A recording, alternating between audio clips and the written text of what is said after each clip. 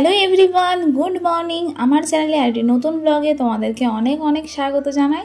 তো এই দিন ছিল মঙ্গলবার, আর এই দেখো পিউ এসেছে। তো পিউ, আমি আর পিউর কাকু আমরা তিনজন মিলে গেছিলাম হনুমান মন্দির পুজো দিতে। মানে মঙ্গলবার মানেই তো আমাদের কাছে হচ্ছে হনুমান মন্দির যাওয়ার দিন। পুজো দিয়েই আমরা সোজা চলে এসেছি ঘাটে, কারণ এখন আমরা যাচ্ছি ওই পারে। টিপটা কি গড়াচ্ছে নাকি? আর হ্যাঁ, এই টিপটার কথা দেখে মনে পড়লো, আমাদের তো বিয়ের কার্ড চলে এসেছে, তোমরা দেখেইছো। তো সেই জন্য কার্ড নিয়েও আমরা গেছিলাম হনুমান মন্দিরে, যে হনুমানজির চরণে একটুখানি ছুঁয়ে নিয়ে আসি কার্ডটাকে। তো এই যে পিউ, আমি এদিকে দাঁড়িয়ে আছি আর ওর কাকু তো ওইদিকে আছে। পিউ তো এখানে বসে বসে দেখছিল মানে কিভাবে কি করছে। ও কিন্তু মেয়ে হলে কি হবে, এত পরিমাণ দুষ্টু, মানে ছেলেদের থেকেও বেশি দুষ্টু। দেখো কোথাও স্থিরভাবে বসে না, আরও জল ফেলা দেখছে, কি করছে। আমার তো ভীষণ ভয় করছিল, যেন আমি হাতটা ধরেই রেখেছিলাম। তো তারপরে আমরা চলে এসেছি আমার এই বাড়িতে। তো এখানে আমরা কার্ড নিয়ে বসে পড়েছি, কারণ তোমাদের দাদার তো মঙ্গলবার ছাড়া টাইম হয় না। তো আমরা তিনজনই আছি, দেখতেই পাচ্ছ, পিউ আছে। তো পিউ এখানে ভিডিওগুলো করে দিচ্ছিল আমাদের। ও আমি থাকলে তো এই বাড়ি থেকে নড়েই না, একদম সারাদিন এখানেই থাকে। দেখো বুঝতে পারবে ভিডিও দেখে যে কে ভিডিও করছে। তো ওই করছিল আর কি। আর আমরা এখানে কার্ডগুলো নিয়ে বসে পড়েছি পরপর সাজানোর জন্য, যে একদম কার্ডগুলোকে ভরে দেবো। আর এখানে বাবাও চলে আসছে, বাবাও এসে একটু কথা বলছিল। আমরা যে তুমিও এসে একটু কাজে আমাদের সাথে হাত লাগাও, কারণ ওদের বাড়ির কার্ডগুলো অনেকটাই বেশি ছিল আমাদের বাড়ির তুলনায়। আর জানো তো, আমাদের বাড়ির কার্ড আর ওই বাড়ির কার্ড দুটোই এক হয়েছে। চলো এবার আমরা ডাহাপাড়া ধামে যাব সন্ধ্যাবেলায়। কাঠগুলো গোছানোর পর অনেক কাজ করেছি, মানে ঘর দোর ঝাড়া মোছা থেকে সব কিছু করেছি।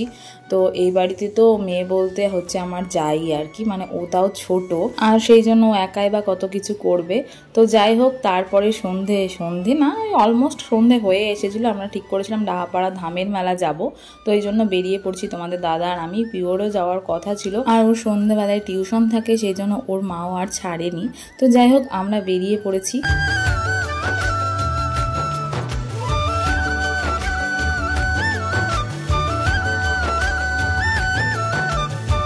তারপরেই ব্যাস, রেলগেট তো পড়েই গেছে। কিছু দূর এসেই এটাই দেখছি, আর তোমাদের দাদা এখানে এটাই বলছিল যে এই আজিমগঞ্জের এই একটাই অবস্থা, সব সময়তেই রেলগেট পড়ে বসে থাকে আর দাঁড়াতে হয় অনেকক্ষণ। তো যাই হোক, ওখানে একটা হনুমানতলার মন্দির বলছে, ওটা দেখতে গেছিলাম। তো দেখো দাঁড়িয়েই আছি, অনেকক্ষণ পর্যন্ত দাঁড়িয়েছিলাম, কারণ একটু তাড়াও ছিল, কারণ এখান থেকে গিয়ে আরও বাজার যেতে হবে। মানে এত ছোটাছুটি, মঙ্গলবার একদিন ছুটি থাকে যে দুজনে একটু আলাদা কোথাও ঘুরতে যাব, সেরকমভাবে হয় না। মানে আমাকে তো পুরো টাইমই দেয় না, আমি এটা নিয়েই খুব রাগারাগি করি। বাট এখন তো বিয়ের জন্য আরও চাপ, মানে একটা দিন ছুটি, তাও এখানে ওখানে সেখানে যেতে হচ্ছে, মানে কাজ নিয়েই ব্যস্ত। আর এই দেখো, আমরা পৌঁছে গেছি ডাহাপাড়া ধামের মেলাতে। তো এখানে কী যে বকবক করছিলাম দুজনে জানি না। ও হ্যাঁ, এটাই বলছিলাম যে এর আগের বছর আসা হয়নি, তো হয়তো 2 বছর পর আসছি। তবে এর আগে কিছুদিন আগেই আর কি এসেছিলাম, তখন তোমাদের দাদা বলছিল যে মেলা হচ্ছে, বাট এসে দেখি কিছুই নেই। তো যাই হোক, মেলা তার কিছুদিন পরে শুরু হয়ে গেছে। মানে আমরা ভেবেছিলাম হয়তো বৈশাখ মাসে হয়, তবে না, এটা জ্যৈষ্ঠ মাসে হয় আর কি। আর রাত্রে এই প্রথমবার আসলাম এখানে।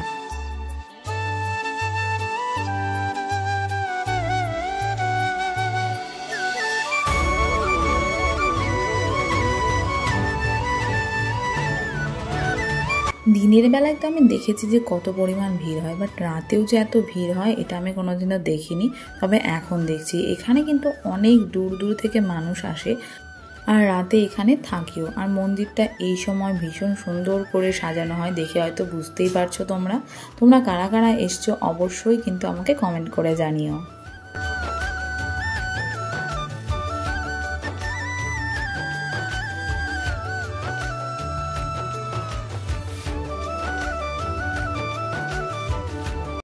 যেহেতু আমরা মন্দিরের পেছন গেটটা দিয়ে ঢুকেছিলাম, সেই জন্য মেলাটা ঘুরে আমরা সামনের গেট দিয়ে মন্দিরের ভেতরে প্রবেশ করি। এই দেখো, এটা হচ্ছে মন্দিরের আসল গেটটা। আর এই যে আমরা উঠে পড়েছি এখন মন্দিরের ভেতরে। আর এখানে দেখতে পাচ্ছ কত মানুষের ভিড়। তো আমরা যেহেতু সন্ধে গেছিলাম, তো তখন সন্ধে আরতি হচ্ছিল, আর এখন ঠাকুরের ভোগ নিবেদন করা হবে। এই দেখো, মানে ভাগ্যিস আমরা কিছুটা আগে গেছি, কারণ এখনই ঠাকুরের এরপর থেকে আর এখন দেখা যাবে না, প্রায় কতক্ষণ পর খুলবে আমার ঠিক জানাও নেই, কারণ আমরা তার একটু পরে বেরিয়ে যাই। তো এই দেখো কত মানুষের ভিড় এখানে, আর এমনকি অনেকে এখানে দেখছি নিচে শুয়ে আছে, ঘুমাচ্ছে, যেমনটা বললাম এখানে থেকেও যায় প্রচুর মানুষ। আর এখানে কিন্তু দুপুরে ভোগ খাওয়ানো হয়, রাত্রে খাওয়ানো হয় কিনা আমার জানা নেই, তোমরা জানলে কিন্তু অবশ্যই জানিও। তো তারপরে মন্দিরের একদম সামনে আমি গেছিলাম, মানে একটু ঘুরে সামনের দিকে গিয়েছিলাম যে এখানে প্রণামী বাক্সে আর কি টাকা দেবো বলে। তো তখনও ঠাকুরের এরকম মানে পর্দায় ফেলা ছিল, মুখটা দেখা যাচ্ছিল না, নাহলে তোমাদেরকে দেখাতাম। তো তারপরে আমরা বেরিয়ে পড়ছি, এবার জাস্ট একটুখানি মেলাটা ঘুরবো আর কিছু খাবো, তারপরেই বেরিয়ে পড়বো। যেমনটা বললাম একটু বাজারেও যেতে হবে, আর রাতও তো হয়ে যাচ্ছে। তো আমরা এখান থেকে ওই 7:30 পৌনে 8টা নাগাদ বেরিয়ে পড়ি।